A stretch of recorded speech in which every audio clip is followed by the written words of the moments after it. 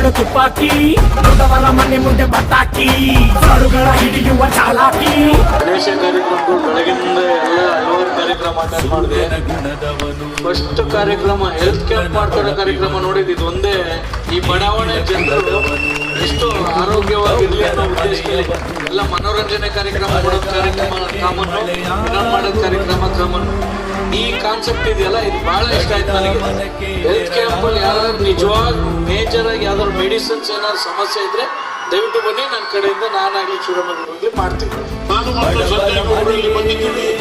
ಈ ಸಮಾರಂಭದಲ್ಲಿ ಸಂಜಯ್ ಗೌಡರು ಸಹಿತ ಬಹಳ ನಮ್ಮ ಡಾಕ್ಟರ್ ಇವರು ಹೆಲ್ತ್ ಕ್ಯಾಂಪ್ ಮಾಡದೇ ಇರ್ತಕ್ಕಂಥ ವಿಚಾರದಲ್ಲಿ ಬಹಳ ಚೆನ್ನಾಗಿ ಹೇಳಿದ್ರು. ನಾವು ಒಂದು ವಾರದಿಂದ ಸುಮಾರು 150 ಗಣಪತಿ ಕಾರ್ಯಕ್ರಮ ಹೋಗಿದ್ದೀವಿ.